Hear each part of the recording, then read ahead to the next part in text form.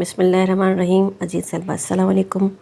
امید کرتی ہوں کہ آپ خیریت سے ہوں گے اور خوش و خرم ہوں گے۔ اسٹوڈنٹس، آج ہم کلاس 5 کی نظم ہم پڑھیں گے، اس کی تشریح کریں گے اور تمام مشقی سوالات کو حل کریں گے۔ بچوں، آپ جانتے ہیں کہ حمد کسے کہتے ہیں۔ میں پہلے بھی بتا چکی ہوں کہ حمد کے معنی ہے ایسی نظم جس میں اللہ تعالیٰ کی تعریف بیان کی جائے، اس کی خوبیوں کا ذکر ہو اور اس کی نعمتوں کا ذکر ہو۔ تو شروع کرتے ہیں۔ اس میں پہلا بند میں پڑھتی ہوں، پھر اس کی تشریح کروں گی کہ خدا سب کا خالق ہے کون و مکان میں، یہ گلکاریاں جس قدر ہیں جہاں میں، فلک چاند سورج یہ روشن ستارے، پہاڑ اور دریا یہ دلکش نظارے، پہاڑوں سے گرتے ہیں پانی کے دھارے، کہ شبنم نے پھولوں کے چہرے نکھارے۔ پہلے اس بند میں شامل کچھ مشکل الفاظ کے معنی سمجھ لیجیے۔ خالق کہتے ہیں پیدا کرنے والے کو، تو اللہ تعالیٰ ہم سب کا خالق ہے۔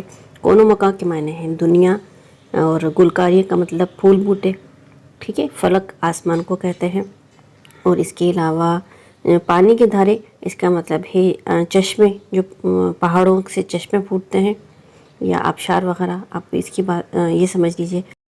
اور شبنم کہتے ہیں اوس کو، صبح سویرے پانی کے ننے ننے قطرے آسمان سے برستے ہیں اور پھولوں پر وہ ڈراپس کی شکل میں ہوتے ہیں، اس کو شبنم کہا جاتا ہے، آپ نے اکثر دیکھے ہوں گے۔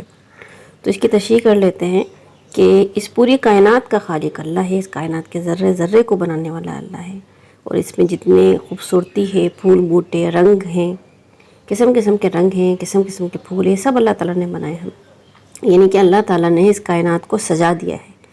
آسمان، زمین، پہاڑ، دریا، ہر چیز بنائی ہے، جنگل بیاباں سب کچھ بنایا ہے۔ اب دیکھیے کہ ہر چیز کو سجا دیا ہے۔ کیسے سجایا ہے میں آپ کو بتاتی ہوں۔ آسمان بنایا ہے تو آسمان کو چاند، سورج، ستاروں سے سجا دیا، اور زمین بنائی ہے تو اس میں مختلف رنگ رنگ کے پھول پیدا کیے ہیں، مختلف قسم کی جو گلکاریاں اس نے سجائی ہیں، ٹھیک ہے نا، رنگ برنگے پھول ہیں، دلکش نظارے ہیں، اور اسی طریقے سے دریا ہیں، سمندر ہیں۔ اور اگر پہاڑ بنایا تو خالی پہاڑ نہیں بنا دیا، اس میں بھی پانی کے دھارے پھوٹتے ہیں جو اس کو خوبصورتی عطا کرتے ہیں۔ اگر پھول ہیں تو اس پر بھی ایک تو رنگ برنگے پھول، پھر ان کی خوشبو ان کی طرف مائل کرنے کے لیے، اور پھر جب صبح صبح ان پہ اوس پڑتی ہے تو ان کا سمجھو منہ دھل جاتا ہے، وہ دھل سے جاتے ہیں اور اتنے خوبصورت لگتے ہیں، ایک نیا ہی نظارہ دیکھنے میں آتا ہے۔ تو اللہ تعالیٰ نے جو کچھ بھی بنایا ہے اس دنیا میں وہ بے حد حسین ہے، وہ بے حد خوبصورت ہے۔ اب دوسرا بند ہے کہ خدا سب کا خالق ہے کون و مکان میں، یہ گلکاریاں جس قدر ہیں جہاں میں، خدا کی ہر ایک سمت جلوہ گری ہے، کہ نوری فضاؤں سے دنیا بھری ہے، ہر ایک دشت شاداب کھیتی ہری ہے، یہ سب میرے مالک کی کاریگری ہے۔ اس بند میں اس نظم کے شاعر غنی دہلوی اللہ تعالیٰ کی حمد و ثنا کرتے ہوئے فرماتے ہیں کہ اللہ تعالیٰ نے جو چیز بھی اس دنیا میں بنائی ہے اس سے اس کی کاریگری نمایاں ہے، ایسا کوئی بنا ہی نہیں سکتا۔ آپ دیکھیں کہ خوبصورت کھیت ہیں تو ہرے بھرے، آنکھوں کو کتنے بھلے لگتے ہیں، جنگل بھی بنائے تو اس کو شاداب کر دیا، ٹھیک ہے، اجڑے ہوئے نہیں ہیں، جنگل بھی شاداب ہے، کھیتی بھی ہری بھری ہے۔ اس کے علاوہ آسمان، زمین، ہر چیز سے اس کی صنائی، اس کی خوبصورتی ظاہر ہوتی ہے، اللہ تعالیٰ کی چیزوں کی بنائی ہوئی۔ اب آخری بند ہے کہ خدا سب کا خالق ہے کون و مکان میں، یہ گلکاریاں جس قدر ہے جہاں میں، زمین کا ہر ایک ذرہ چمکا ہوا ہے، وہ دیکھو کہ سورج بھی نکلا ہوا ہے، ادھر دیکھیے نور پھیلا ہوا ہے، خدا ساری دنیا پہ چھایا ہوا ہے، خدا سب کا خالق ہے کون و مکان میں، یہ گلکاریاں جس قدر ہیں جہاں میں۔ اس بند میں شاعر غنی دہلوی فرماتے ہیں کہ اس کائنات کا ذرہ ذرہ اللہ تعالیٰ کی قدرت کا شاہکار ہے، ہر ایک چیز ہمیں بتاتی ہے کہ اللہ تعالیٰ حسن کو پسند کرتا ہے، اس نے ہر چیز بنائی اتنی حسین ہے۔ اب آپ دیکھیے کہ صبح کا وقت کس قدر خوبصورت ہوتا ہے، اتنا خوبصورت نور سا پھیلا ہوا ہر طرف، اور وہ چڑیوں کی چہکار، سورج کا نکلنا، اور یہ سب کچھ بڑا خوبصورت ہے۔ اس کے بعد دوپہر کا وقت بالکل ہی الگ سما ہو جاتا ہے، وہ بھی اتنا حسین ہے۔ اللہ تعالیٰ نے وہ وقت کام کا بنایا تو اس وقت سورج پوری طرح روشن ہوتا ہے اور سب اپنے اپنے کام کرتے ہیں۔ اس کے علاوہ رات جب ہوتی ہے، سورج ڈھلتا ہے اور پھر رات ہو جاتی ہے، تو وہ وقت بھی کتنا خوبصورت ہے، آسمان کو ستاروں سے سجا دیا، تو جدھر دیکھے نور پھیلا ہوا ہے۔ آپ کسی بھی وقت کو دیکھ لیجئے، اللہ تعالیٰ کا شاہکار، اللہ تعالیٰ کا نور ہر وقت پھیلا ہوا نظر آتا ہے، اس کی صنائی، اس کی کاریگری ہر وقت، ہر لمحے میں ہمیں نظر آتی ہے، ہر ذرے میں نظر آتی ہے۔ تو اللہ تعالیٰ پوری دنیا پہ چھایا ہوا ہے. اللہ تعالیٰ تو ہماری شرک سے زیادہ قریب ہے. ٹھیک ہے، تو اس نے ہر کائنات کی ہر ایک تخلیق کی ہے، ہر ذرہ اسی کی تخلیق ہے، تو وہ پوری دنیا پہ وہی چھایا ہوا ہے. پوری کائنات پر اس کا اثر معلوم ہوتا ہے ہمیں. اب یہ اسٹوڈنٹ مشکل الفاظ اور ان کے معنی. خالق کا مطلب پیدا کرنے والا. دشت کہتے ہیں جنگل یا غیر آباد علاقے کو. گلکاریاں پھول بوٹے بنانا. فلک آسمان کو کہتے ہیں. دلکش کے معنی ہیں خوبصورت. شاداب کا مطلب ہے سرسبز. کونو مکا دنیا یا جہاں. ذرہ کسی چیز کا نہایت چھوٹا سا ٹکڑا. اب آپ نے کیا سمجھا؟ آپ نے ہم پوری سنی تو کالم الف کو کالم بے سے ملا کر مصرے مکمل کرنے ہیں. تو پہلا کالم الف میں جو پہلا سطر ہے وہ ہے فلک چاند سورج. اس کو ہم ملائیں گے اس سے کہ یہ روشن ستارے. پھر خدا کی ہر ایک سمت جلوہ گری ہے سے اس سے ملا دیجئے دوسرے کالم کی. پھر ہر ایک دشت شاداب کھیتی ہری ہے. پہلا سطر جو ہے کالم بے کی اس سے ملا دیجئے. اب ہے کہ زمین کا ہر ایک ذرہ چمکا ہوا ہے. تیسری سطر سے کالم بی کی تیسری سطر سے اس کو ملا دیجئے. اب آخری ہے کہ خدا سب کا خالق ہے. کونو مکا. یہ مکمل ہو چکا. اب اسٹوڈنٹس نظم کے مطابق درست الفاظ لکھ کر مصرے مکمل کیجئے. پہلا ہے کہ پہاڑوں سے گرتے ہیں پانی کے دھارے. اس میں لفظ پانی آئے گا. دوسرا ہے کہ نوری فضاؤں سے دنیا بھری. اس میں لفظ فضاؤں آئے گا. تیسرے میں لفظ سورج آئے گا. وہ ہوگا کہ وہ دیکھو کہ سورج بھی نکلا ہوا ہے. اگلا دیکھیے کہ یہ سب میرے مالک کی کاریگری ہے. لفظ مالک آئے گا. اس کے علاوہ ادھر دیکھیے نور پھیلا ہوا ہے. اور آخری ہے اس میں لفظ شبنم آئے گا کہ شبنم نے پھولوں کے چہرے نکھارے. اسٹوڈنٹس اب کچھ سوالات دیے گئے ہیں، ان کے جوابات لکھنے ہیں. پہلا سوال ہے کہ پہلے بند میں شاعر نے کن دلکش نظاروں کا ذکر کیا ہے؟ اس کا جواب ہے کہ پہلے بند میں شاعر نے چاند، سورج، ستارے، پہاڑ اور دریا کا ذکر کیا ہے. دوسرا سوال ہے کہ شاعر نے اللہ تعالیٰ کی کاریگری کے حوالے سے کن چیزوں کا ذکر کیا ہے؟ اس کا جواب ہے کہ شاعر نے اللہ کی کاریگری کے حوالے سے نوری فضاؤں، دشت، کھیت، کھلیان کا ذکر کیا ہے. اب سوال ہے کہ ہر ایک دشت شاداب کھیتی ہری ہے سے کیا مراد ہے؟ یہ کس وجہ سے ہیں؟ اس کا جواب یوں ہے کہ ہر ایک دشت شاداب کھیتی ہری ہے سے شاعر کی مراد یہ ہے کہ دشت یعنی جنگل، بیاباں ہو کے کھیت کھلیان اللہ تعالیٰ کی قدرت سے ہر ایک سرسبز اور ہرا بھرا ہے. پھر سوال ہے کہ خدا ساری دنیا پہ چھایا ہوا ہے کا مفہوم لکھیے، یعنی کہ اس کے معنی کیا ہیں بتائیے اس جملے کے. جواب یہ ہے کہ خدا ساری دنیا پہ چھایا ہوا ہے کا مفہوم یہ ہے کہ اس پوری کائنات کا خالق اللہ پاک ہے اور اس کی کائنات کے ذرے ذرے میں اللہ تعالیٰ کی قدرت کی نشانیاں ہیں. سوال ہے کہ ہم نے بیان کی گئی نعمتوں کے علاوہ کوئی سی 5 نعمتوں کے نام اور ان سے متعلق ایک جملہ لکھیں. اب بچوں اللہ تعالیٰ کی عطا کردہ نعمتیں تو لاکھوں کروڑوں ہیں، ان میں سے صرف 5 کا نام لکھے ہیں. آپ یہ جواب خود بھی لکھ سکتے ہیں.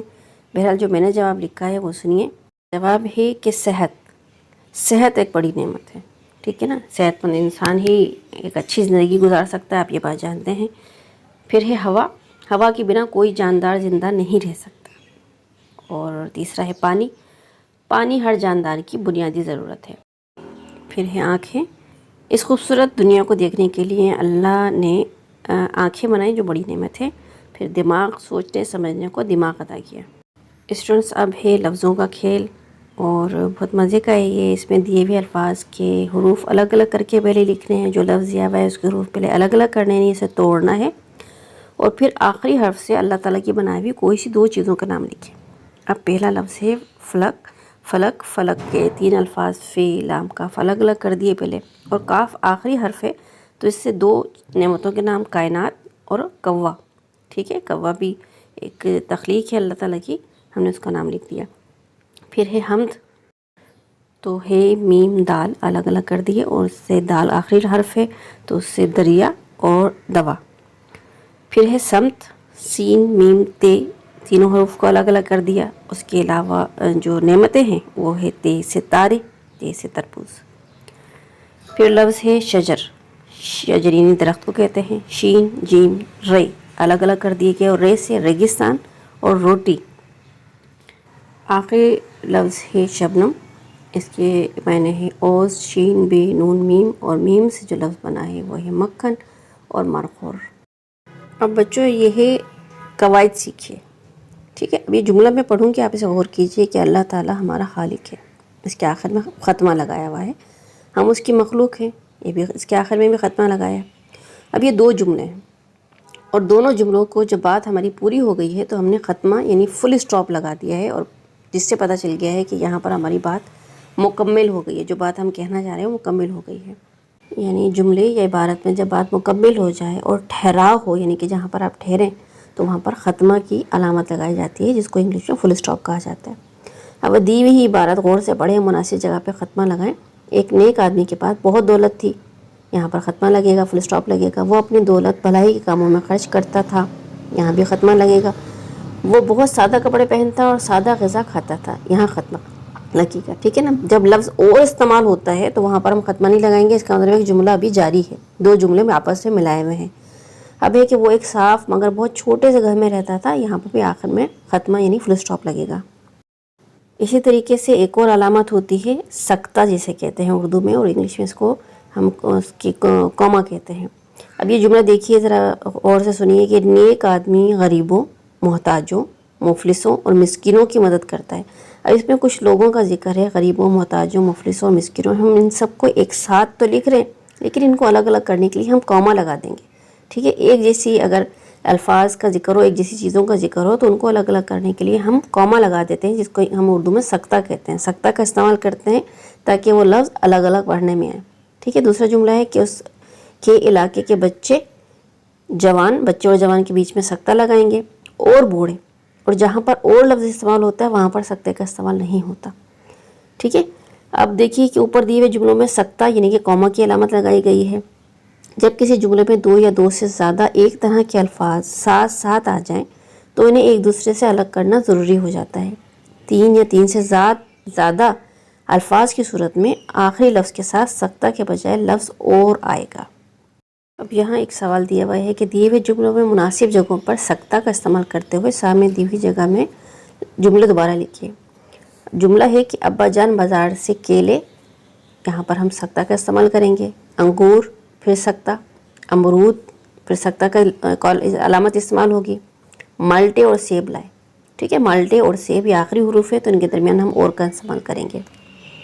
اسی طرح جملہ جو ہے ہنا، رابعہ، شازیہ، ان کے درمیان آپ سکتہ کا استعمال کریں گے۔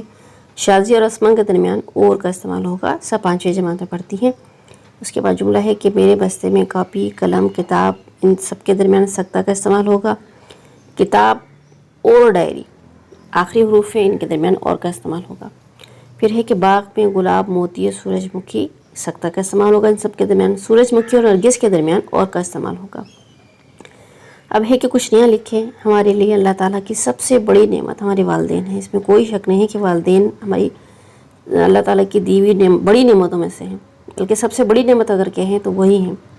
تو اس موضوع پہ ایک پیراگراف لکھنا ہے، والدین ایک بڑی نعمت، یہ اس کا ٹائٹل ہوگا، اس کا عنوان ہوگا اس پیراگراف کا۔ ہم لکھیں گے کہ والدین دنیا کی لاکھوں کروڑوں نعمتوں میں سے سب سے بڑی نعمت ہے۔ اللہ تعالیٰ کا ہم پر خاص کرم ہے کہ اس نے ہمیں والدین جیسی نعمت سے نوازا۔ ماں زندگی کی تاریک راتوں میں روشنی کے ایک مینار کی مانند ہے، جبکہ باپ دنیا کی ٹھوکروں سے بچانے والا سب سے مضبوط سہارا ہے۔ والدین ہی اس دنیا میں وہ ہستی ہیں جو اولاد کی خاطر دنیا کی ہر مشکل سے لڑتے ہیں۔ ماں اپنی اولاد کی خاطر اپنا چین و آرام بھول جاتی ہے، اسی طرح باپ اولاد کی پرورش کے لیے گرمی سردی کی سختی کو بھلا کر محنت مزدوری کرتا ہے اور اپنے بچوں کے لیے رزق کماتا ہے۔ والدین کا ہر فیصلہ اولاد کی بھلائی کے لیے ہوتا ہے۔ اللہ پاک سے دعا ہے کہ وہ ہمارے والدین کو صحت و طویل عمری اور ہمیں والدین کی اطاعت کرنے والا بنائے، آمین۔ بچوں، امید کرتی ہوں کہ آپ کو تمام مشقی سوالات اور حمد سمجھ میں آ گئی ہوگی۔ اگر کوئی اس حوالے سے پریشانی ہو تو آپ کمنٹ سیکشن میں مجھے میسج کر کے پوچھ سکتے ہیں۔ ویڈیو کو لائک کر دیجیے گا اور چینل کو سبسکرائب کر دیجیے گا۔ اپنا بہت سا خیال رکھیے۔ اللہ حافظ۔